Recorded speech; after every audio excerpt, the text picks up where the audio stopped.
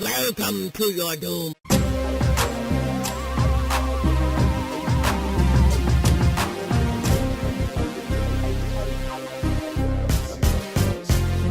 Oh my god. Alright folks, we're here, we're back. It's episode number 31 of the Welcome to Your Doom show. I am your producer, Justin. Because I'm sick of being called an assistant on this shit. You bastard. You're only the assistant on the video game ones. That's the only time you're the assistant. That's it. Really? On Why? these What? you can be. I haven't really figured that one out yet. I haven't. It's only because only on the video game ones have I done like the nicknaming and the assistant thing. So like I think I'm just gonna stick with that for no good reason. Like I just feel like that's the way we're going. What's up, man? Not much, man. Keeping busy. How about yourself? Since the last time I saw you, i.e. like literally 24 hours ago. Yeah, we saw this movie that we're about to review. But before we jump into that, there was a piece of news I wanted to go over. Something I saw today that made me really happy. There is a Predator Christmas special. I don't know if you saw it. There's a trailer for a Predator Christmas special that's done in the classic stop motion animation, like Frosty the Snowman, Rudolph the Red-Nosed Reindeer style. Way. That's coming out, and it's going to be playing with, I guess, BoJack Horseman, which I've never watched that show. I heard it's really good. Yeah. But yeah, I saw the trailer, and it's really funny. It's like this like reindeer and they're putting up some tree outside with an elf and the reindeer. Like the three predator dots go on the reindeer, and the reindeer freaks out, pushes him aside, pulls out a minigun. Yeah, so it's really funny. So I think it's going to be really good. It's a little short film. I can't imagine it would be more than 5 or 6 minutes long, but it's a stop motion thing. Oh, hell. And I think it's to promote the Predator Blu-ray release. So I think that's really cool, sort of like geek-fueled holiday treat for oh, and there goes the video. The Predator fans. Let's just keep talking while oh my god, it's a disaster. Jesus Christ. It's just like falling apart. It's okay. I got it. All right. Calm under pressure. Calm under pressure. It's going to be on BoJack Horseman, or it's its own mini special, and is it on Netflix? I just imagine it's on Netflix exclusively, right? No. It's BoJack Horseman. It's on that TV show, and I think it's just playing like as a little short thing before the show or something like that. Okay. Yeah. So how do I watch this? Do I go on YouTube? Do I watch it on Netflix? Not a clue.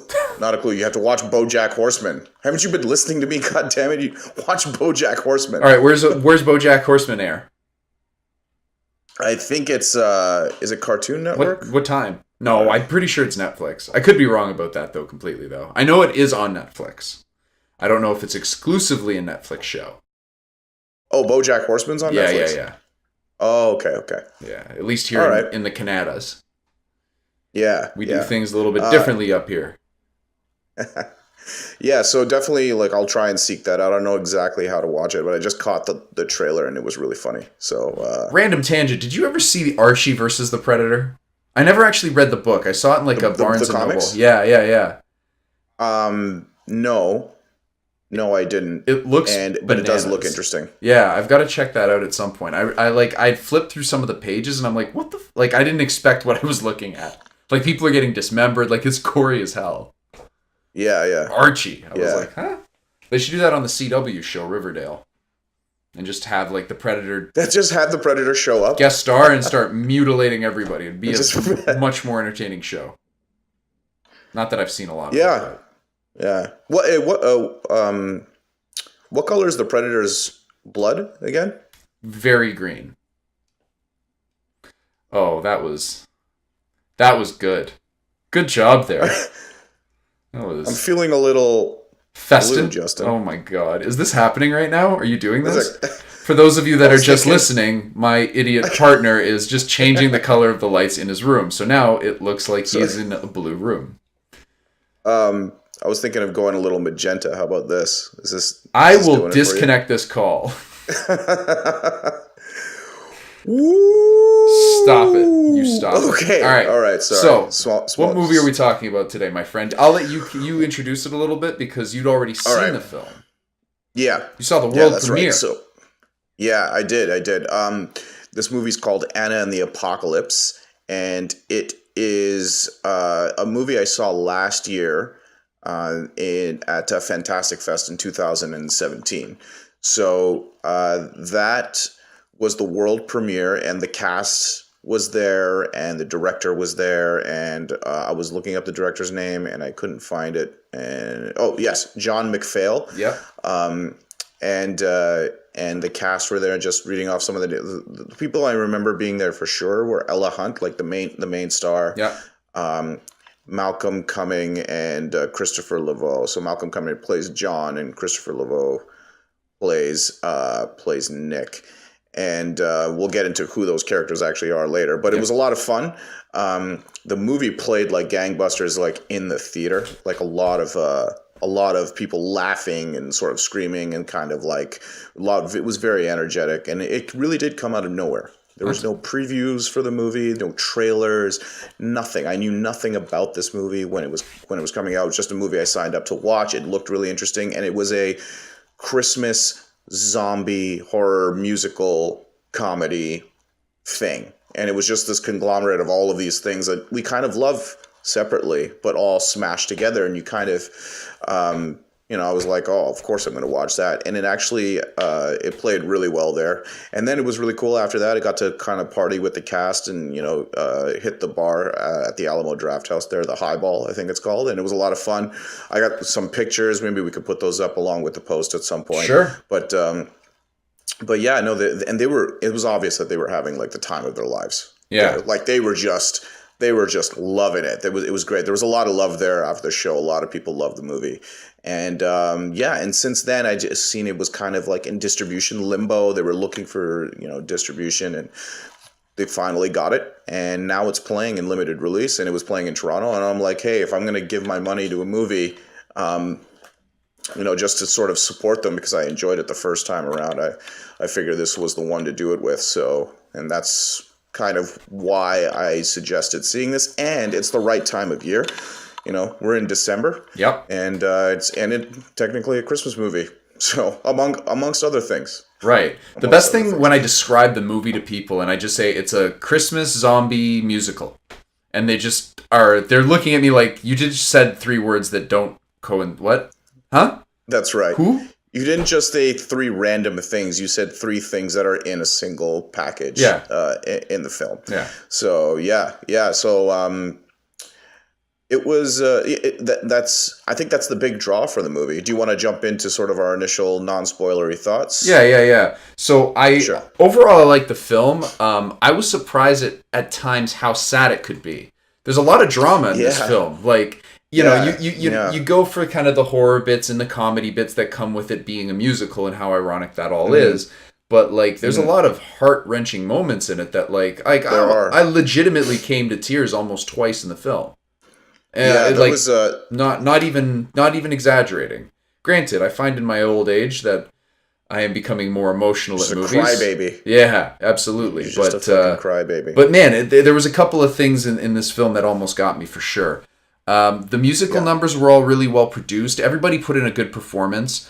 There are three people in it that every time I saw them on screen, I couldn't help but think of other actors or actresses. So the woman that played Anna, stop that. The woman that played Anna, she looked to me very much like a young Anne Hathaway. And every time I looked at her, that's all I could see. And I mean, that's a compliment to her in both her looks and the way that she performed. She was exceptional. I really, really dug her performance.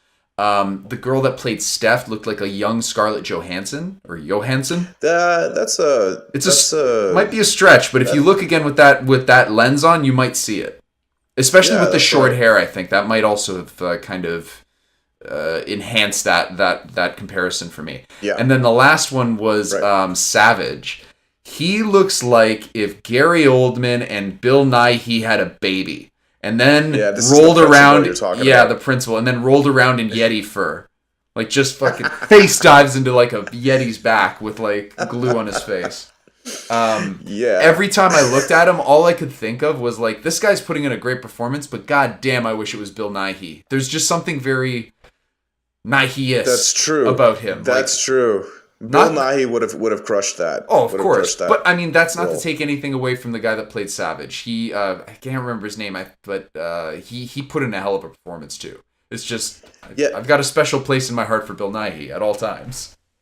Yeah, that's right. And I think, you know why I think you might think that, is that Bill Nighy is in the Cornetto trilogy, and the first of which is Shaun of the Dead. Yes. He's in all of them. Yeah. And he, and this has got shades of like Shaun of the Dead. Absolutely. So I think you may be sort of subconsciously connecting those two movies and being like, Bill Nighy needs to be in here. No, I'm subconsciously connecting them because this guy looks like Bill Nighy. He's got the long like cricket type features. Like he's just very long and gangly, and he's just very up and proper, and he's got kind of this hiss when he talks. There's something about him that just screams Nighy to me, and I like it. I like it a lot. That actor is actually he played. You don't watch Game of Thrones, I don't think. He is in Game of Thrones. I checked out his IMDb. Yeah. The guy's got a long list of stuff. Tons of stuff. And I've definitely seen him before. And the fact that his name is Savage and he's such an evil character, it's like one of those Sinestro or Doctor Doom scenarios where they're like, all right, let's just think of the most evil name we can give this guy. Yeah. I think I mostly agree with like your entire assessment. I love the movie. I saw it for the second time with you the other night, and I liked it again. And since then, they've actually released the soundtrack, and I've been listening to the soundtrack. And there are a couple of choice songs there that actually. There's one song that really stands out, and we'll get to that in a minute. But, I think that the direction is on point. I think it doesn't look like a cheap movie. You know, even though it was on a budget, it's beautifully shot. They really made the most of the money they had with the sets that they had and they don't chimps out on like, so we're talking about the music and the dancing and the numbers and stuff, which you mentioned were all very well produced. But let's talk about the gore for a second. There's a lot of like choice gore moments in this movie that they don't shy away from it. Right. So anyone who likes zombie movies will like this movie, and I think anyone who likes musicals will like this movie. And my wife actually, Shagu, she didn't want to see the movie initially, and I saw it, and then I told her to go see it after. So she saw a separate screening of it on another day of the festival. Because I'm like, look, man, don't skip this movie because you don't like scary movies. You should watch this movie because I think you're gonna like it. And she came out and she did like it. So I think that just speaks volumes to how wide the audience is for this movie. It really does. You talk about Christmas zombie musical and you think, you're like, oh, this movie's going to be totally fucking all over the place. Yeah. The thing that surprised me the first time I watched it was it's actually hitting every major note in all of those categories. Not perfectly. I don't think it's the best at any of those categories. But you think when they come together, they're going to be like oil and water, you know, and like just not mixing. But they mix so well. They make really good choices about what to keep in and what to ditch. Yeah. And it doesn't feel crammed. Yet it's three genres of film that you don't ever see together. So I think that's a real accomplishment. Yeah. There was a very strong vision for this movie, because this could easily just go off the rails, right? But there was a very strong, like, singular vision for the movie, and it shows. It's really well produced and meshes all of those things into one enjoyable package, right? In my opinion. Yeah, I totally agree. So, want to get this started? Let's talk about this a little more detail. Sure, yeah. So let's dive into the movie that has singing, dancing, and watermelons being used as lethal murder weapons. This is Anna and the Apocalypse. All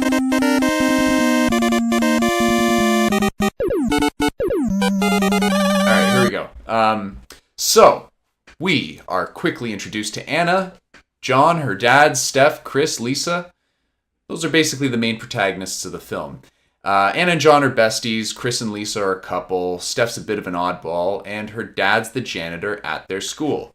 This is done through a musical number that opens the film, basically cruising through the school. So you've got all the characters, you know, kind of going through the hallways and singing and dancing and talking about what's the what. we'll stop there. So anybody in particular, in terms of the introductions, I mean, it's really evident that like Anna wants more than what's in her small town. It's kind of that kind of trope. Yep. Everything else just kind of really sets up who the characters are. Was anything in those performances or that opening number that stood out to you, aside from, I was going to mention Nick and Savage after this, but... Yeah, I thought that the song was pretty good. I think that first song is actually just... all of the music does a good job to feed into all of the characters. There isn't a lot of time, and there is a lot of ground to cover there because you're using music to tell that story, and I think that works really well for that first number. But nothing here that I wanted to like. It's setting up character motivations, and they're all kind of a little cliched, which absolutely, yeah, was. I mean, not really a problem for me. Not really. But there was nothing really, yeah. But I mean, all the characters at this point, you kind of just, it's the introduction to them all. Hollywood Ending is kind of, well, before we get there, there's also the introduction to this character, Nick, who's an unlikable asshole. And he's got a very punchable face. But he's basically the kid that's kind of a bully. He's also kind of a troublemaker. He just seems like he's basically the cliched bad kid that's at school. And for some reason or another is a love interest, but we'll get back to that in a second. And then you get introduced to Savage, who is going to be the headmaster of the school that they're in. And they set him up to be a dick right away. He takes Steph's keys. Like, he's not a good dude. You can just tell. I mean, if you can't tell by his general creepy ass demeanor, him taking the keys and just some of the stuff. Oh, there was that one moment when he's walking through the hallway and then he's the two kids kissing. I've never seen a teacher or a principal in any school in cinematic history basically stop two people from kissing in such a great way. He walks between them. What does he say? Take your tongues out of your mouths or something along those. He says, I think his line is, retract your tongues. That's what it is. But he screams it at the top of his lungs and just keeps walking. Retract your tongues. Retract your tongues. Yeah. Oh, God. That was funny. No, it's good. They had some good lines, some good laughs in the. And you thought that bully love interest is a punchable face, man. I feel like that kid. Is a good looking kid. I feel like he's gonna be a total fucking. He's gonna be slaying. I'm not saying that he's not a good-looking person, because the dude is a good-looking dude. I will say that. However, I will say he's got this shit-eating grin that just makes me want to punch him in the face, because he's basically got like he is the epitome of a snide remark directed at you every time you say something. That's what he is. His smirk is definitely and he's insulting you without saying anything. Yeah, for sure. But and I mean, so that now we're getting into the Hollywood Ending thing. They basically that's where they kind of really elaborate on Chris and Lisa's relationship. But they also allude to, obviously, John has feelings for Anna, which you kind of get a wind of that at the beginning opening, which is Breakaway. But then you also see her kind of looking over to this Nick guy, and I'm like, what the fuck, like. Later in the film, it's revealed that they have more of a romantic past, but there's nothing, to me at that point, there was nothing likable about that character, and for me, that persists throughout the film. Even his redeeming heroic moment didn't even really play well for me. It was just kind of like... That's fair. Yeah. They were trying to do something different here, and we'll probably get into it more when we get towards the ending. But they did. This guy has an arc, and they take some interesting turns in the plot and character that when I first saw it, I didn't see coming. Yes. Certain characters you expect to die don't die, and certain characters you expect to live don't live. And I think this is setting up that. It's setting that up and setting up your expectations. And they do kind of break away from those expectations, but like you said, there wasn't enough here to make you, and arguably toward the end, there's not a lot at the end that makes you want to like this guy. But right, yeah. So basically, in this Hollywood Ending type of, it really sets up kind of how the film is at that time, and it really sets up how things are going to end, which is kind of interesting. It's kind of foreshadowing how not everyone's going to get that Hollywood ending. Yeah. Oh, absolutely. Yeah. What else did I want to say about? Did you have anything you wanted to say about that in particular? Sounded like you did. Yeah, I mean, I actually really like this number. Like what they again, this is I feel like this is a good example of them getting the most for their money. Because they shot in a, like this is a school cafeteria, looks like a real school that they shot in. Yeah. And they did this dance number in the cafeteria, and it's really well done, like with doing so much with so little. Right. The choreography is really well done. And I believe the character who looks like Scarlett Johansson. Yeah. And I think she was there at Fantastic Fest as well, I think. I think she did the choreography also. For the whole film? And some of the music. Oh. Yeah, and some of the music. So the choreography is really well done. And it's a very catchy song. And like you said, they're talking about this sort of dramatic, like this melodramatic high school thing, like no such thing as a Hollywood ending. But like you're right, and basically, I usually am foreshadowing the fact. I mean, that's arguable. But they're foreshadowing the fact that not everyone's going to live. Right. But yeah, no. I think this is one of those standout choreographed pieces. I think this is the biggest one. Yeah. Now, usually, I think this is like the one with the most people. Right. Now, usually in these types of films, I could give a shit less about most of the relationships. However, I was hook, line, and sinker for Chris and Lisa in this. I don't know why. There's something just kind of weirdly adorable about the two of them. Yeah. It's kind of strange to say, but so the Hollywood ending one sets that up, and then later on in the film, well, we can kind of go into it, right? After Hollywood ending, everybody kind of diverges into different sections of the film. So you've got John and Anna go to their job at the bowling alley, and then you've got Chris and Steph. They go to do they're investigating something. I can't remember what it was. I don't care. They went off to go do something. They're no longer there. But Chris is supposed to come back and watch Lisa's performance at this talent show or whatever Christmas show. Christmas show. He doesn't show up.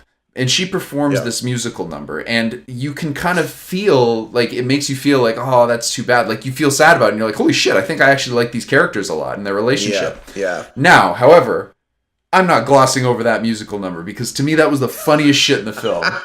It was so overtly raunchy, and seeing all of the people that were viewing this Christmas show was, like, amazing. It was such a blend of, like, awkward, dirty, because you've got like some dudes in the crowd just basically ready to just drop it and just go to town in a public theater. Just like just for the folks listening, what she ends up singing is it's that time of year. Is that the name of is what they call it? Yeah, and it's this song that she sings. That is a Christmas song about Santa Claus coming and dropping off presents, but like he's dropping off a few presents, that's for sure. It's super raunchy and super racy. A lot of overt like sexual connotations in the song. So overt. I think she says at one point her chimney could use a good cleaning or unclogging or something like that. Yeah. So it's like, Santa come and empty your sack, like that kind of thing. Like, and it's really funny because it comes out of nowhere. It comes completely out of nowhere. Because you have no idea. You just think this is this performance of this cute like Christmas song, and then suddenly like it starts going off into this territory. And the principal Savage is up in the light booth, and he is fucking freaking out. It's a really well shot sequence because you've got the old principal who's retiring, who's like in the crowd just being like yes, clapping. Like these old men are all clapping and they're loving it, and the one old lady is like good, like giving her the thumbs up. It's a funny sequence. It's a funny song. Really well done. But they also managed to be economical with that because they're also showing the fact that, Chris isn't there in the seat. But at the same time, this really funny song is going on in the background. Exactly. And Savage in that was the best. Because the whole time, I thought he was like I thought he was busting a nut. Like, I thought he was like, yeah, talk dirt. Like, I thought he was like going that route. And then all of a sudden he just loses it. I'm like, oh, he's mad. Oh, that's what that reaction is. Like, I thought he was getting off on it. Like, that was my take. And then he clearly wasn't. Or maybe he was. I don't know. I really don't know. I think that's one of the great mysteries of this film is you don't know whether Savage is a pervert or if he's just really, really awful. Or both. That's right. I mean, he's probably both. Probably both. I don't think that being a pervert doesn't really go with being kind of awful. Yeah, there's moments that might be a strong here story. that. No, sorry. there are moments here where they're also foreshadowing the zombie apocalypse with some radio broadcasts that are in the background and stuff like that.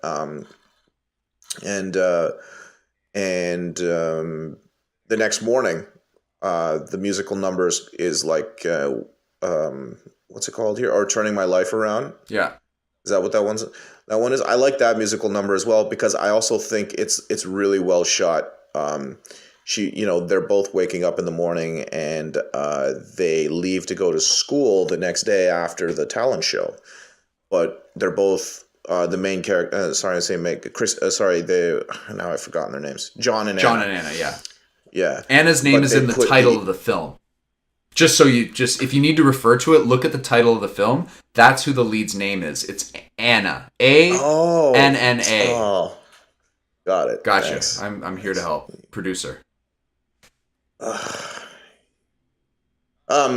Anyway, so what they do is they put in their headphones before they leave their house, and they're singing this song as they're walking. So it's like the song they're listening to is kind of what they were going for. But in the background, their entire, the block has been destroyed. The cars like running into poles, people running out of their houses on fire, dropping out of windows, but they're oblivious. The whole gag here is that they're oblivious to what's happening because they're singing this song because they're so excited about their future. Right. Essentially.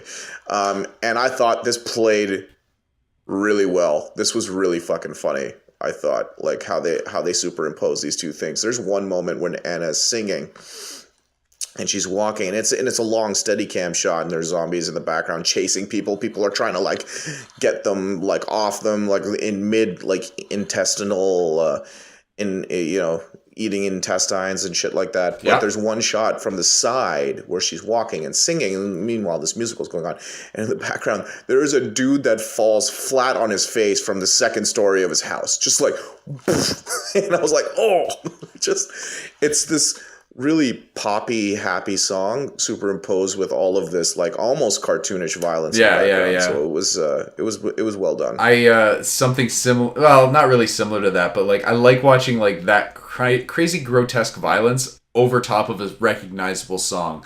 Granted, I'm a Metallica fan, so when I saw them do like that, do you remember the opening in Zombieland when they were playing it over? No, it was what was it? It was For Whom the Bell Tolls. So, like, when they're doing that, it was hilarious because, like...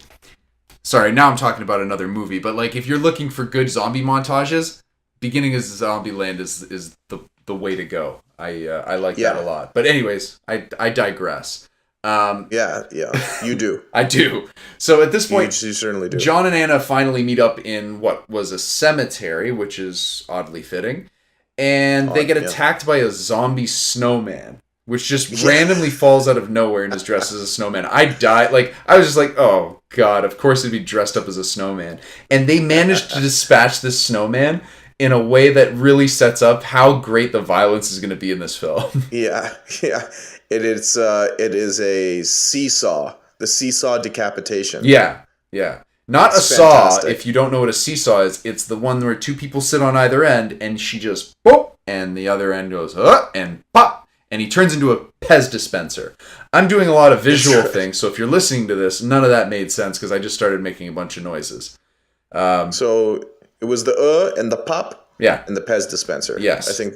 Yes, yeah. That's enough to go on. They know exactly what happened. Yeah. But yeah, so she decapitates the snowman.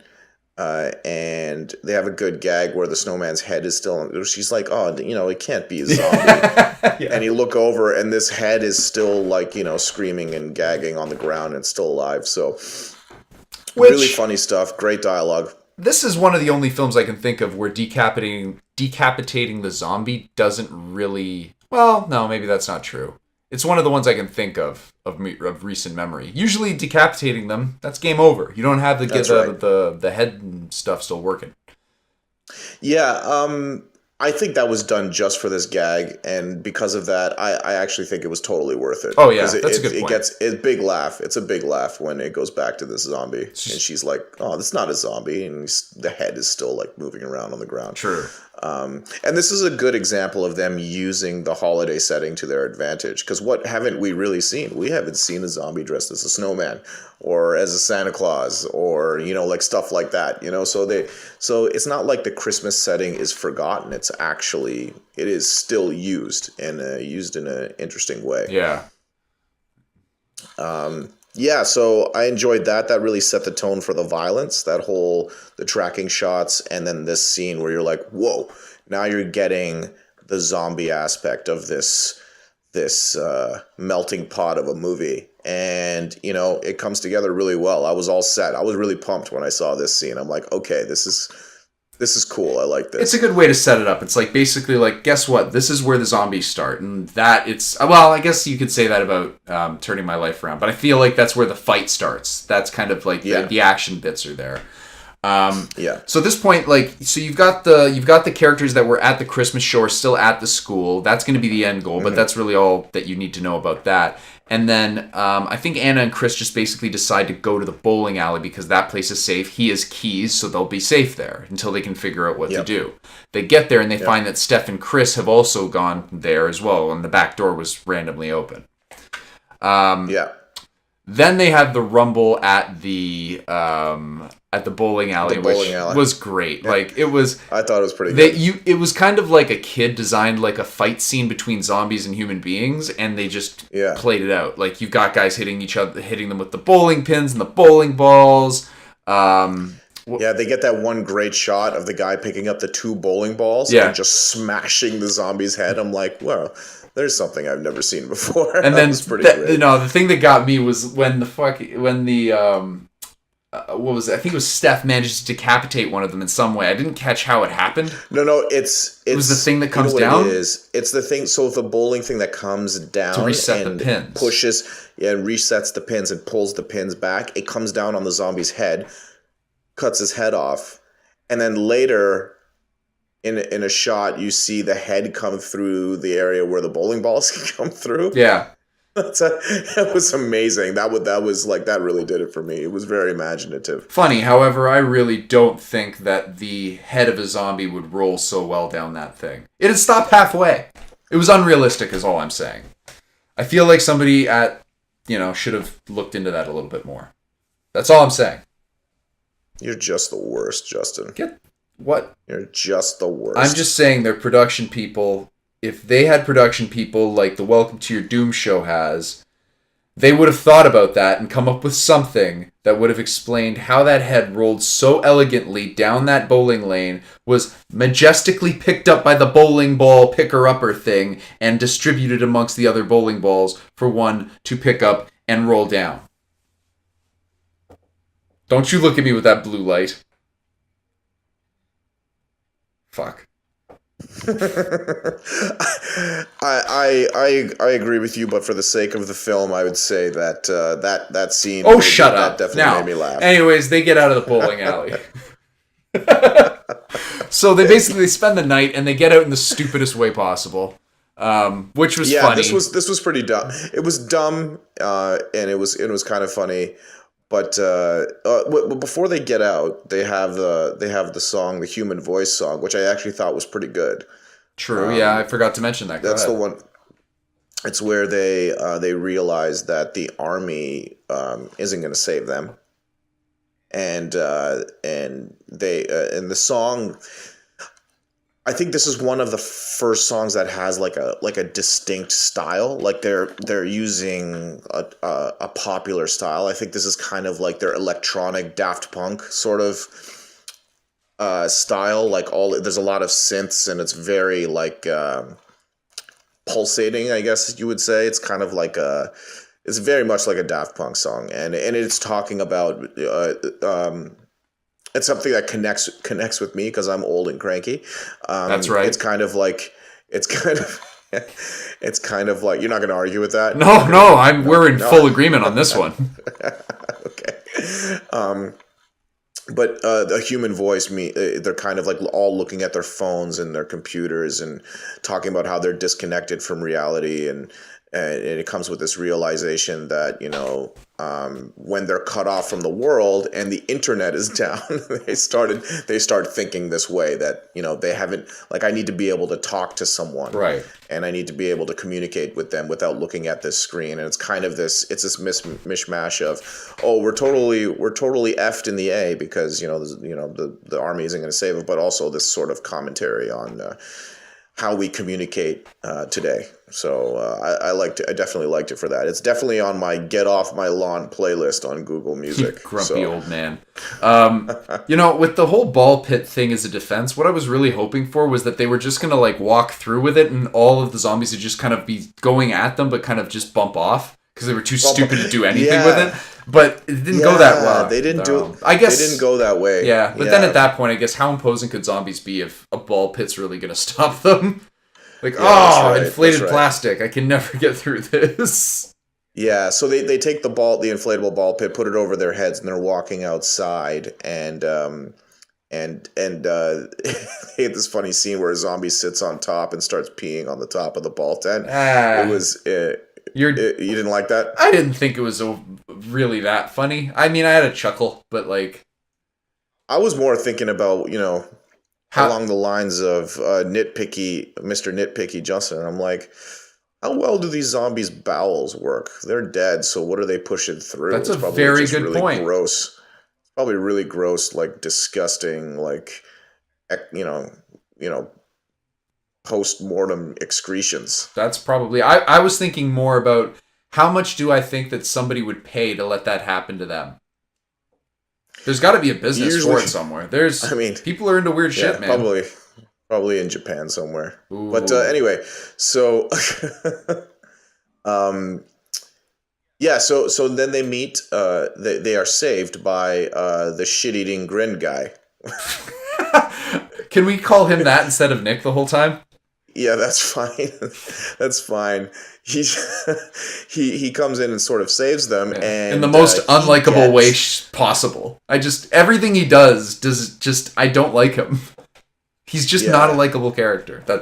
And that's all they're doing at this point with that character. They're making you not like them, but I think they go too far. They at least for you, they've gone too far down that side of the hill to come back up. But this song, Soldier at War, I have been crushing this song. I added it to my playlist. It's in rotation because basically this is like a big 80s ballad song. Like, this song could be in Transformers the movie. It's like this like electric, like old 80s like electric guitar and what do you call it, like the drum kit on this thing, and it's such a catchy song. I absolutely love it, and the lyrics are great. They're really, really good to this song. So I really enjoyed this in this number, and this is where the guy uses 2 watermelons to kill a zombie, and I'm like, there's something I've never seen. It's so gratuitous. Not only does the zombie... I don't think you even see any gore. I think you just see the 2 watermelons explode, and that's all you need. You're like, the guy's just like... Yeah, the guy's just like, he's screaming in slow motion, and the watermelon guts are coming up into his face. You know what would have been better is after they do that shot, he looks down, and all he has is 2 crushed things, and the zombie's head is completely fine. He just lunges at the camera. He lunges at him. Yeah, that would have been pretty good, too. Yeah, because, I mean, if I'm being a stickler, let's say for the sake of argument, I don't think that would kill the zombie. That's all I'm saying. They should have contacted their local, physics major, have him on set. Or just me. Oh, dicks aren't allowed on set, Justin. It's a dickless set. Come on, man. Did you see Savage? He was allowed on set. If anybody else, he's the first person. Man. Huh? He's acting. I could act. Drinking with Skeletons, episode number 2. Oh, that's right. That's You right. But yeah, no, I think this is the best song on the entire soundtrack. Really? Okay. I Yeah. could see that. I don't know. For sure. Give it another listen. I will. Give it I another will. listen and That's. see. I'm not. No complaints there, or no. I'm not going to disagree with you. I did really like It's That Time of Year though, because it just made me laugh so much. But Soldiers Oh, at War yeah, was for definitely sure. a good. You know what? I planned to actually listen to the album today. I didn't get a chance, so I'm living vicariously through you and your grumpy self. So I guess after the Soldiers at War ballad, 80s ballad, is when they pretty much arrive at the school. They fight their way through Christmas tree lot, I guess. They lose all the other jobber friends of Nick's, but then out of nowhere, and I mean I wouldn't say I saw this coming, but I wasn't I wasn't overtly surprised that John was the one that bites the dust. Yeah, so he's the one that's kind of in love with Anna, and the story really has been focused a lot on them at the beginning, and he gets bitten and completely. He doesn't just get dealt out; he goes out in a blaze of mobbed. glory though, because he basically forces his way through shielding Anna with his body and gets her through. Yeah. However, at that point, I think I didn't feel bad that he died, because in my eyes, it was basically a mercy killing. Sure. Like he'd already been bitten. No. Yeah. That's not what I'm saying. What I'm saying is it was a mercy killing because that man had no more reason to live. He got friend zoned so hard in that cartwheeling scene that I was physically hurt. In fact, I would have been more happy if not only did he not get bit, he used Anna as a human shield, got her bit, threw her down, crossed out Anna in the apocalypse, and put John in the apocalypse, and was like, that's what's up. That's what's happening right now. Oh my God, you're absolutely right. I totally forgot about that, because that actually gets a visible groan from the audience where she's like, we're just friends. And he's like, yeah, and she's like, no, we're just friends, or you're my best friend. Yeah. And he's just like, oh. That's when he just goes, switch. Like, you're pushing me now, bitch. Yeah, if you're not gonna be with me, at least push me in this grocery cart. And to her credit, she didn't even bat an eye. She's like, yeah, that's right. I kind of just she's like, yeah, shattered your heart, yeah, so I'll give you a push. Yeah, no, that's a groan-worthy scene for sure. And you're just, I definitely feel for the guy. Yeah. Even though it's like a tried, tested and true trope, that's what I'm saying. Like, they don't, like, these character arcs aren't new, but they're executed well. Like, they're tropes that are executed well, and they're enjoyable because the wrapping, like the things that surround this movie, are so unique. Yes, yeah, and they don't need to reinvent the wheel with the characters. Right. To your point, yeah, it's nothing new, but I wouldn't say it was predictable. Like I said, seeing that John was gonna die, I was like, well, yeah, I get it, but it's not like I didn't see that coming at all. Like I figured he was gonna be the leading guy until the end, and that was not the case at all. But when it happened, I'm like, I guess that makes sense, and he gets to go down and not have to deal with this friend zone bullshit anymore. Yeah, he should have been the zombie that got Anna. Not that one got one, but. Anyways, after you got friend zoned, he was just like holding his arm in front of random zombies and we're like, here, bite me, put me out of my misery. Better than yet, he just takes the golf or the shopping cart and just wheels it right into the zombies, just like, I'm done. That was my only reason to live. That whole the breakaway song, or no, the what's it called? That Time of the Year song, Turning My Life Around. That was the one. That was all about her, and he's just like, fuck it. Yeah. So then they get to the school, right? So John has died, and that's it was pretty unpredictable. Like, I didn't see that one coming. Yep. And then they get to the school, and there was this subplot in the school of the principal just kind of going on, like losing his shit, trying to control the situation. Everybody wants to leave. They try to leave, and that's where you leave the people in the school, right? And you don't know what happens to them. But when they get there, it turns out the principal had opened the doors because nobody was listening to him, and he just like everybody should stay in the school. I'm the headmaster now, like that kind of complex he's got going on, and turns out everyone, all their parents have become zombies, but the girl who sang the Santa number still alive. Yeah, she survived. She survives. Yeah. And what happens then? They need to find the keys to the car. Right. To get out of there. And Anna goes to find her father. That's right. Yeah. That's right. So now, which one of these do you want to talk about first? Well, first I want to talk quickly about Nothing's Gonna Stop Me Now. Savage's song. Holy God. Like, I didn't think the guy could be even creepier, and I saw him slowly morphing into, like, a cartoon villain. It was pretty great. He's a total Looney Tune in there. And this is another great example of them working with what they had, because they have this crazy lighting, even during the I Need a Human Voice. It's kind of things blowing up and flares going off in the distance, but they don't actually show that. They just show the kids looking out the window and having the light bounce off of them. Yeah. And it gives it a grand scale without, actually having to show anything. Yeah, yeah. So,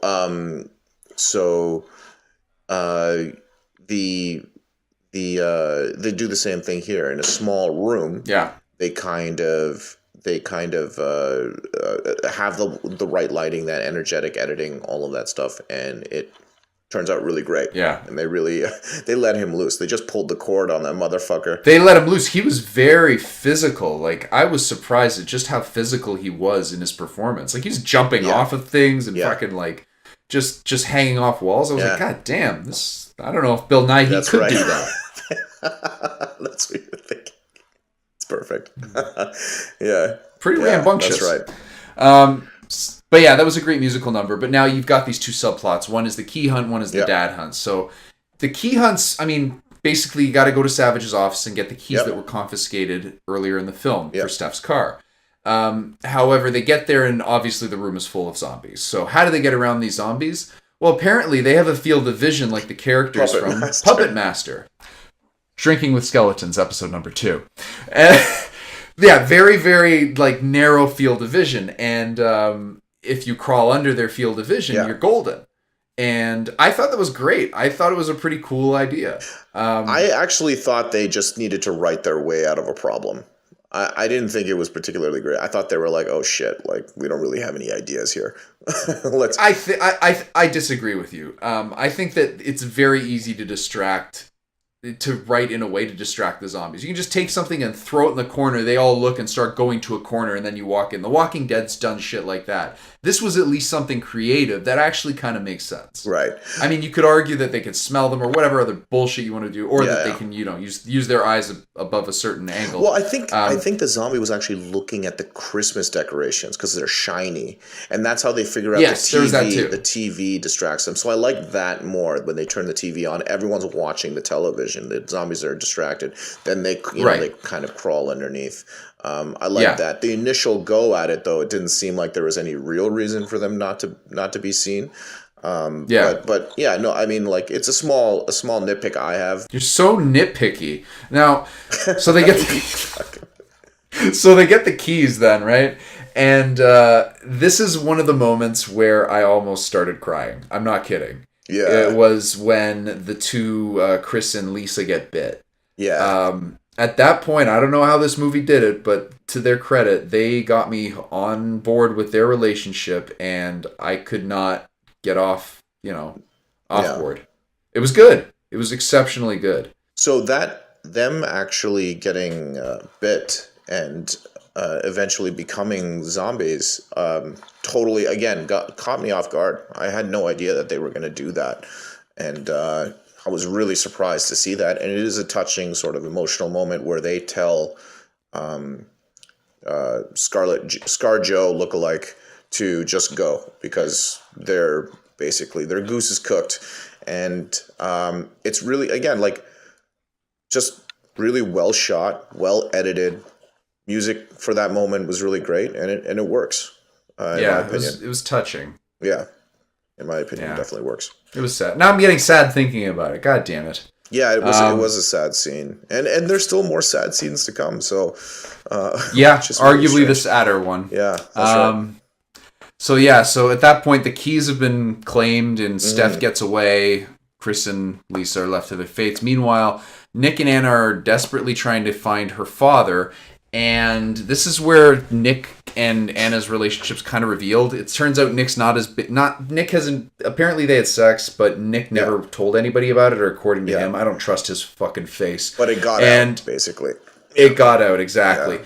And, people have talked, whatever. Basically saying it wasn't him. And a bunch of zombies break through, and he tries to kind of sacrifice himself for her, or at least basically distract the zombies so she can go and find her dad. Yeah. So now it's just Anna. She's got her awesome, which we haven't actually mentioned anything about, but her weapon is basically a spiked candy cane. Yeah, it's the one that's sticking to the ground, except she's just using the spiked end to just dummy some zombies. I used to get yelled at anytime I sharpened the end of a candy cane when I was eating it, that I'd put my brother's eye out with it. Apparently you can do that if it's big enough. Yeah, well, she put out many eyes and stomachs and jawbones, all all out with it. And she finds her dad tied up very unconvincingly to a chair. And it's just kind of like one of those things where they're like, all right, just put some rope on him. Don't actually tie him up. And just have him squirm around in the chair. It's like, I can't get out. It's like, it's like, dude, just stand up. Okay. You didn't even use duct tape. You didn't even try. Yeah, just stand up. So then that's where you get the big last big number of the movie. It's the boss fight. It's the boss fight of the film. Yeah, that's right. And, you get a good montage of Anna, dispatching zombies. And then when she actually gets up to the stage, it's, she kind of battles, what's his name, for Savage for a bit. But then it's the Savage and Father fight that, is kind of the coup de grace of the whole scene. It's a callback as well. They Dispatch Savage was the callback from the play where or setting up for the play where that star hits him and knocks him in. I thought that was kind of cool because I'd seen that earlier. I'm like, that's going to come back for sure. Yeah. Like it kind of alluded, but then it's revealed that her dad gets bit on the leg, and you get a really touching scene between Anna and her father, Tony, I think his name is. Yeah. And God damn it, that was the other thing that made me almost cry. I was like, because again, these guys' performances are incredible. They're just so good. They're so good. If I'm like the old curmudgeon get off my lawn of this dynamic duo, then you're gonna be like this sentimental, like crybaby of this duo. Because man, I imagine. I never looked over to see what was going on next to me, but if I looked over, it's just going to be you just sobbing to just sob, like every minute of this movie, just sobbing to yourself. I'm not gonna lie. When I was choking back a tear or two, I definitely thought about it. I'm like, you cut that shit out. If he looks over, he's never gonna let you hear the end of this. That's right. But you're right. Again, like another really well done scene. We kind of skimmed over the whole action bit of Anna dispatching all of the zombies in that. Sure, let's talk about it. Some great stuff in there. Like some of it's choreographed to the music. When she ties her hair back, I thought that was a really good moment. Really well shot, convincing. I just wanted to give a shout out to like a really sort of well done musical action set piece. Right. Well done. Yeah. So then they basically hightail it out of there. The father waits it out on stage for the change to come, and they get stuck out there, and it is a depressing song. When they get out there, that was really surprising when I first saw the movie. They're out there, and a lot of it's slow motion. They're getting surrounded by zombies. What's the final number called? Do you have it in here? I don't have it in there. No, I can't remember the name of it. But yeah, it was extremely touching on my end too. That was actually that would be a third part. I almost drew a tear at was not the couple, the zombie couple. At that point, I was like, yeah, they're zombies, and they still kind of have feelings. They kind of have that little montage. brushing thing that they do.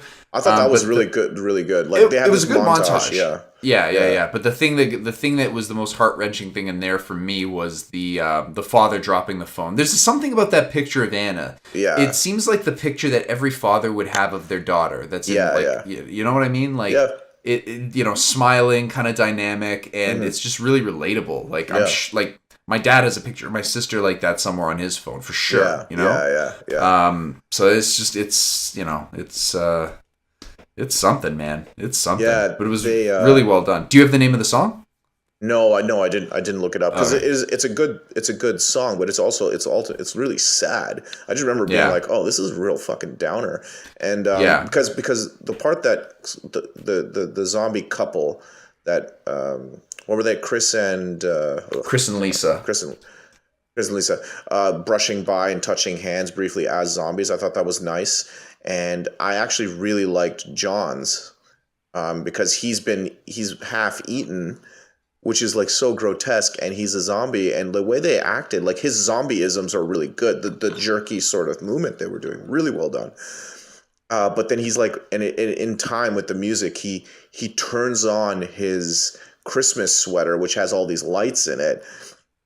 It's hinting at the fact that these zombies have some kind of memory. There's something in there, and I liked that. It wasn't overt, because it's not like the two zombie couples come in like embrace each other. They kind of shamble by each other, but you can see their hands like just touching. And I thought it was really well done, really held back on the melodrama there. Like, even though it's a dramatic scene, but the idea there was it has to be subtle, and it was really well done. Really well done. Agreed. Yeah. But then Steph comes to the rescue. They all get in the car and drive off into the sunset. And that's right. That's pretty much the end of the film. So it ends on a very somber, sad note, whereas it starts happy and bubbly. Yeah. Like, that was kind of a weird contrast for me. It was hard to kind of grasp. And then, for good measure, I almost shat myself with their final jump scare. Son of a bitch. Because that little thing, the tarp that had whatever on there, I was trying to... Well, that's the thing, is it's hard to see it, and I was like, maybe it looks like it says Merry Christmas, and then when it's going by, I'm like, what does that say? Jesus Christ, that zombie Santa Claus. That's right. Like, and you're right, now that I think about it. I had a big reaction to that. They do that on purpose. They actually they make it unreadable so everyone's... It's like one of those... It's a standard internet trick for those movies or little videos where they're like, oh... see what happens when the car comes around this other side of the tree, and everyone's really looking, and then a jump scare comes up. So it was kind of a cheap jump scare, but it got me. I was second time I'd forgotten it was there. Just one word on the ending. I don't even think we mentioned it, but shit-eating grin guy's still alive. Yes, at the end. yeah, so he we makes didn't it really, out. So he makes it out, and they're kind of rebuilding their relationship. But that's what they're subverting a lot of those things. John, the original love interest who gets rebuked by Anna, dies. The couple dies. And you're like, oh, wow, I was really kind of expecting them to live. And I was expecting this shit-eating grin guy to die. And he doesn't. So I kind of like the way they played with the audience's expectations. But with his character, I think maybe they went too far down the shit-eating grin side and not enough down the heroic side. So it's... I legitimately didn't want to see him there in the end of the film. I was like, you motherfucker. Like, what are you doing here? Yeah. I didn't like... He's not a likable character. And I don't think it's his fault as a performer. I think he put in a very good performance. It's just that they gave him too much of... They didn't give him enough redeeming qualities or heroic qualities. Like, him saying, I had to kill my dad... Not really a heroic quality. Like, it kind of is. It kind of is. Don't get me wrong in the context, but at the same time, what else were you gonna do? Like, I think they really wanted to subvert that cliche, so they tried really hard to make you dislike him, to think he was going to die, and I think they just put too much material there. Yeah, it was too top heavy. Yes. But there's a moment at the end that I very much like, where they're like, where are we going to go now? That's what they ask in the car. And they all kind of look at Anna, because Anna was the one that was going to leave to begin with, and she couldn't leave, and her dad wanted her to go to university. But now it's kind of open. they can make their own decisions. And it's kind of still has that mirror of graduating from high school where you're like, now, like, the world is basically opened up. Anything can happen. You can make your own decisions. So in a weird way, it is kind of an uplifting ending. They all kind of have a little smirk at the end where they're like, we can do whatever we want. And that was kind of our original intent. So I do like where they left the movie in that way. They didn't have to say anything. I don't think anything's actually said at the end. They just kind of ask the question and drive off. But I did like that. It was a good way to sort of wrap up that theme of choice and freedom. So right. But yeah, no, I really enjoy that movie. You guys should listen to the soundtrack. It's really good. A good follow-up to it, if you're listening and you are not a Buffy the Vampire Slayer fan, good follow-up to this film would be the episode called Once More with Feeling, where it's also a musical, and it's aware that it's a musical, which is interesting. So they'll all of a sudden break out into song and dance, and then after be like, why the hell did we just break out into song and dance? Right. And be like, wait, is this happening everywhere? And then you look outside and somebody's getting a ticket on their car written up, and they'll be like, I didn't see the sign. I had to park here really quick. It was just like this silly thing that they're completely like, no, yeah, everybody's affected. We're in a musical. What the hell's going on? Yeah. So if you like musicals that are in a very strange kind of environment, that's another good follow-up to this film. I'll recommend that. Cool. Yeah. Yeah. I mean, I think I pretty much said everything I wanted to say about this film in the plot synopsis that we just did. I think it's a movie that I would strongly suggest people who don't even like horror films to see it. There's something, it's like I said, my wife does not enjoy them, and she actually enjoyed this movie. So I recommend folks who don't typically watch this type of fare to take the plunge, try it out. In the very least, you will see something that is extremely unique. Yeah. And it's not overtly, like, there's gore, but it's not like, it's obviously fun kind of gore. Yeah. It's nothing that's, like, graphically, like, it's not like Hellraiser. Like, first 2 minutes of Hellraiser, I had to turn off. This is more campy and fun. Like, it has fun with it. That's right. Yeah, so I can't recommend this film more. I think it's going to be a regular on my Christmas watch list every single year, especially when it comes out on Blu-ray, for sure. Yeah, I think I'm going to pick it up on Blu-ray as well. Yep, no doubt. And in the Apocalypse, folks, check it out at a theater near you. You might have to do some searching because it's a pretty limited release, but definitely worth it. And whenever it comes out on video on demand, Blu-ray, whatever, pick it up because it is dope Scottish film. One last thing I wanted to mention. The director was at Fantastic Fest. He when we were having drinks after, I have this picture with him. He's wearing a hat and he's wearing a Green Lantern hat. I'm like, yes, I think I like you more now. So just thought I'd throw that in there. It was a fun time. It was a fun time. Dope. Good people, good movie. Check it out. Watch it. Yeah. All right. Well, this has been Justin. This is Atul. And thank you folks for listening and or watching. Have a good one. Cheers.